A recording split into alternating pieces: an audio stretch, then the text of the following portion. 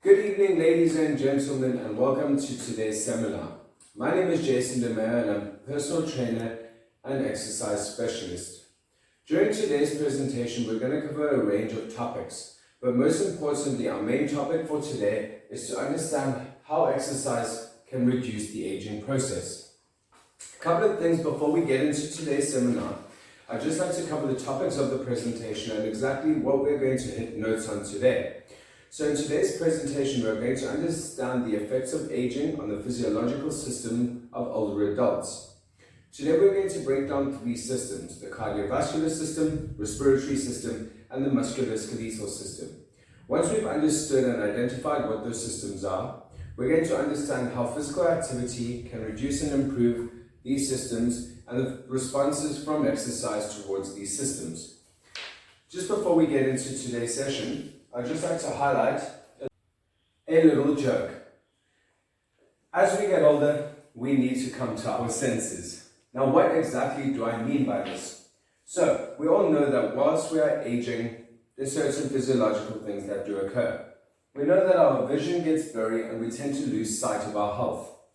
Most importantly, we tend to lose our hearing after about 80 years of marriage and become very selective with what we choose to hear. Our taste and smell diminish and we lose the ability to taste and recognize certain foods. Our sense of touch, due to lack of movement and reduced mobility, becomes restricted. Our body composition, these are where the big changes start to happen. What we tend to see is an increase in fat mass, a decrease in bone density, and a decline in skeletal muscle mass, which increases the chance of injuries and predisposes us to more dangerous diseases. The risk of arthritis, sarcopenia, and osteoporosis increase, and a healthy lifestyle can reduce these risks. These changes are normal during aging, but how quickly they dissipate can be reduced with physical activity. In this presentation, as I've said, we're going to cover a range of things. We're going to understand the cardiovascular system, the respiratory system, and the musculoskeletal system. Once we have identified these systems, we're going to identify how physical activity can reduce and improve the responses to all of these aging mechanics which takes place. Aging affects the cardiovascular system. Most importantly, we need to understand that the cardiovascular system is the body's transport system. What do I mean by this? A healthy, efficient cardiovascular system is essential for systematic health. Therefore, as the system ages and becomes less efficient, there will be negative impacts and consequences overall with all our major organ systems. As the body ages, blood vessels lose their elasticity and become less compliant. So what do we mean by when we say less compliant? As we age, fatty deposits tend to build up in the arteries and the blood vessel walls, resulting in a condition known as atherosclerosis. And this leads to blockages, which therefore result in coronary artery diseases and heart-based diseases. In population, baroceptic reflexes are less efficient, and the thickening of the vascular walls and the arterial walls interferes with the ability to stretch, affecting what we know as blood pressure.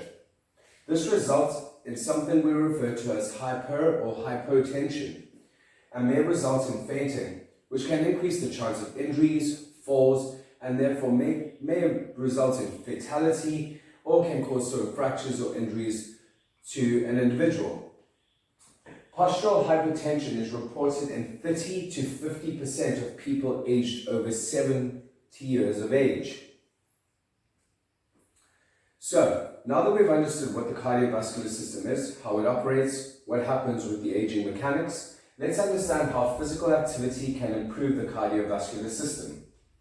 Endurance training has been proven to significantly reduce mean blood pressure and systematic vascular resistance in older adults, thus improving the output of the heart. So therefore we understand that endurance training can actually benefit the heart and make the heart slightly stronger and resistant to what we've just spoken about. It has also been shown that cardiorespiratory training of older men and women is effective in increasing the VO2 max during submaximal training, Now, what do we mean by VO2 max? VO2 max is the amount of oxygen the body consumes in milliliters dioxide per minute. So, it is shown that cardiorespiratory training increases that, therefore making the heart more efficient and being able to transport its oxygen around the body. Resistance training, which we will refer to as RET during the seminar, is capable to improve lean muscle tissue mass, muscle strength, muscle contractility, and improve the physical performance of the cardiovascular system. So hand in hand, endurance training, cardiovascular training, and resistance training can contribute to having a healthy heart. Studies have shown that cardiorespiratory activity improves something we refer to as an up and go speed. Now, an up and go speed is, as we know it as, is obviously up and go. As we tend to age, our mechanics slow down, our reflexes are a little bit slower, our proprioception is not there, so it takes us a little bit more time to do things. So, as we complete cardiorespiratory training, our up and go times increase. Once we've understood that our up and go times increase, our aerobic capacity increases, our endurance increases, and something we refer to as our gait speed. Gait speed is walking. We all know that older individuals take slightly longer to walk or to get from point A to point B. By completing cardiovascular endurance training, your gait speed is increased, so therefore you can get grandma to walk just a little bit quicker. Exercise has been proven, scientifically proven, to reduce the risks of cardiovascular diseases associated with aging. Let's not forget the heart is a muscle, and it is comprised of lean muscle mass. The stronger the heart is, the better it works, and the longer it can work for. That is how the cardiovascular system and exercise go hand in hand. Now we move on to the next part of our seminar. This is how aging affects the respiratory systems. In older adults, what tends to happen is the costal cartilages, which join towards the ribs and the sternum, tend to become calcified. In other words, the thorax becomes rigid and the ability to breathe, expiration and inhalation becomes a bit more challenging for older adults. The number of alveoli, which are sacs that are found within inside of our lungs, tend to diminish, and the respiratory system declines with age and is predisposing the older adult to more respiratory infections. The ciliary activity of the mucosa decreases in the physiocytes in the lungs, becoming less effective. So I've got two little facts for you today. By age 50, your vital lung capacity has decreased to 65%. By the age of 70, it has decreased to 40% of its original capacity. So now that we understand how aging affects the respiratory systems, let's see how exercise affects these systems. How can exercise improve these systems? The lungs bring in oxygen to the body and provide energy so that they eliminate carbon dioxide. That is a basic fact of breathing. The heart pumps oxygen into the muscles that are working during exercise. When we exercise regularly, we improve our endurance. It takes longer and more intense activity to get to the point where we feel out of breath. So what that means is the longer you do activities that take your breath away, the more resistant you become to it, and the easier those activities tend to become. This is a direct effect of our strengthening our muscles through exercise. As our muscles become stronger, they require less oxygen to move, thus producing less carbon dioxide, which helps breathing or inhalation and expiration, which therefore means we become more efficient in breathing, and this reduces the effects of something we refer to as hypoxia, which is a lack of oxygen within the respiratory systems. Increasing the strength of your respiratory muscles benefits you by increasing your respiratory volumes, meaning how much oxygen is able to be pulled in and out of the body. It also helps reduce the residual amount and increases the residual amount of oxygen that is left inside of the lungs. With regular exercise, your heart and lung muscles become stronger and more efficient, making it easier to deliver oxygen to your muscles. Thus saying that completing exercise helps you breathe slightly better and improves your ability to inhalate and expirate a whole lot better. We now move on to how aging affects the musculoskeletal system, or the physiological system. Loss of muscle mass, or something referred to as sarcopenia in the exercise science community, is a process that begins as early as age 30 and progresses through life, and by the age of 50, throughout life, and by age 50, the risk of osteoarthritic diseases and osteoporosis are increased by 50%. The diminished muscular strength, power, and endurance of the muscles is attributed to a decrease in the number of muscle fibers, muscle size, the size of the muscle in older adults. In males, bone loss usually begins around 50 years of age and results in a 15 to 20% loss by the age of 70. Bone loss, especially in females, contributes to a higher rate of bone fractures, and this has been scientifically proven. We all know that women go through a stage of menopause and their bones become slightly brittle. Thus, this validates my statement by saying that they're more predisposed to fractures or injuries. Studies report that type 1 fibers, which are slow-twitch aerobic muscle fibers, are resistant to age and are associated with atrophy until the ages of 60 to 70 years of age. Type 2 fibers, which are fast-twitch fibers, appear to decline with age. So what this means is the loss of muscle fiber and muscle fiber atrophy has been reported for both males and females and corresponds to the age of 50 years of age.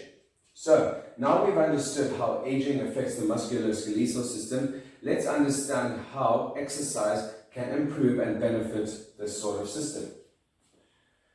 So, how exercise improves the musculoskeletal system.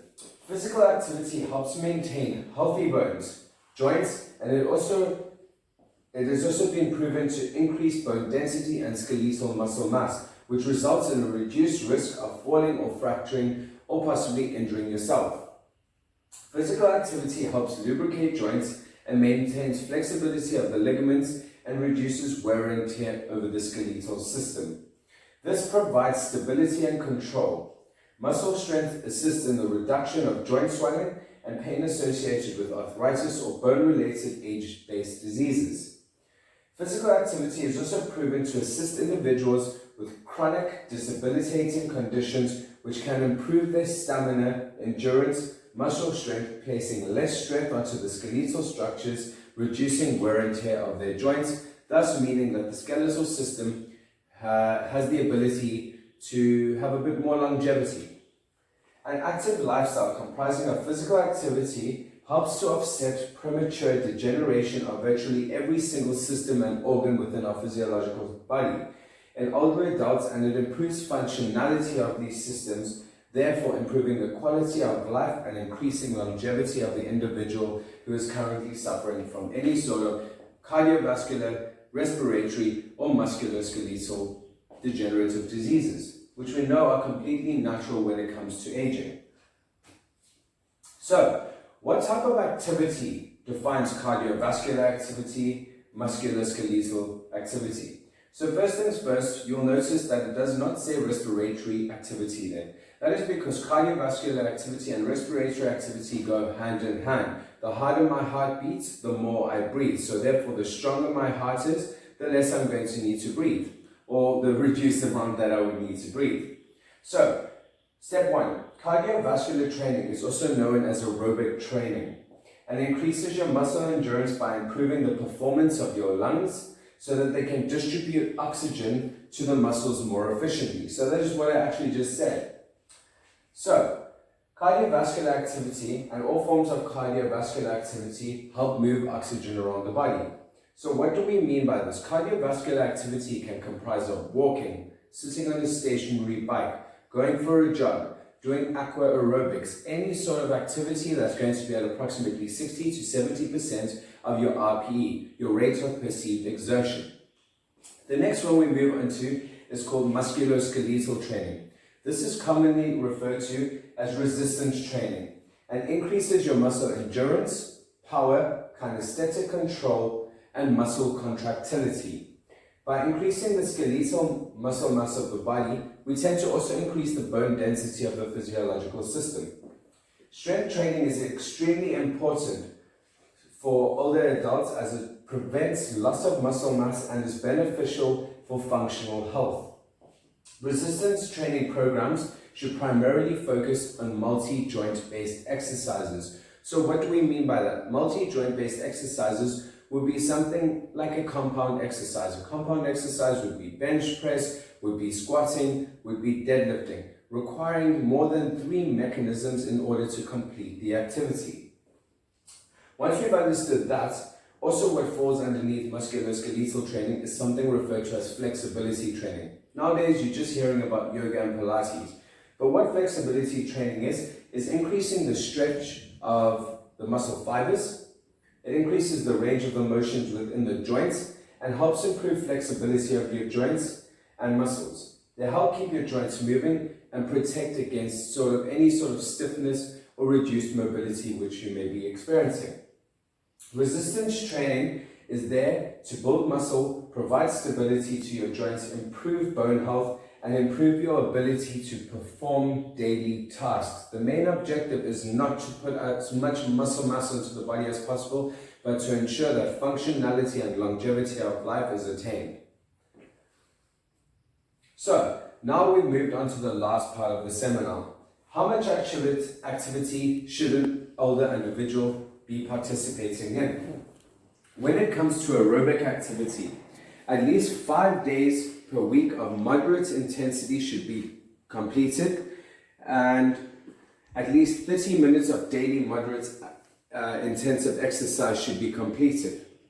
Exercise can include any modalities that does not impose exercise or orthopedic stress, meaning that we do not want to exacerbate any sort of situations which may be occurring or anything that can make any sort of risk of falling or risk of injury more predisposed. When we're talking about muscular strength and endurance-based training, we want to say that at least 2 days per week should comprise of resistance-based activity. Lighter intensity, meaning that we're operating at 40 to 50% of our 1 rep maximum, should take place. Exercising should involve progressive weight training and weight-bearing calisthenic work.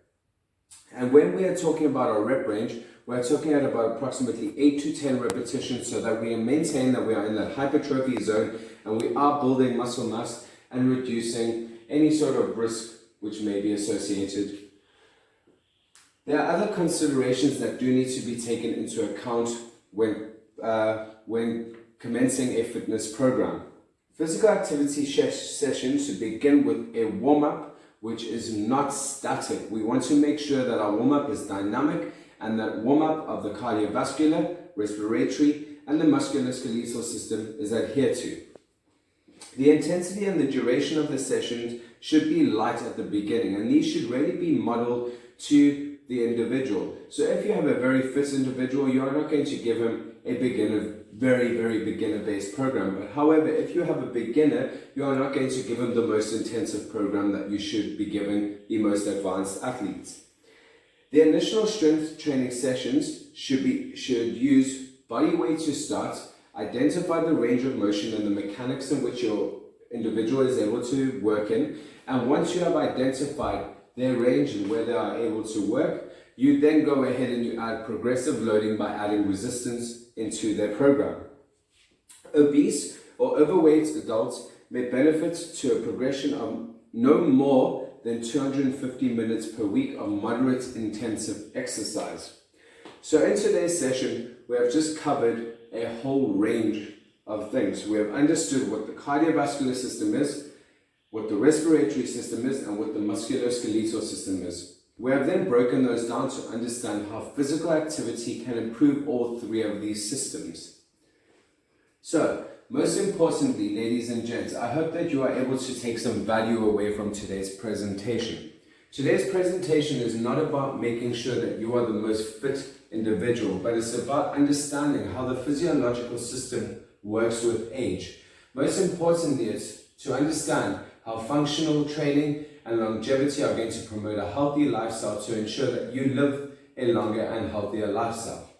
Most importantly, I would just like to say thank you very much for listening to my presentation today, And I hope that you have learned something and you are able to take away something from this presentation that has brought value to yourself. Thank you very much.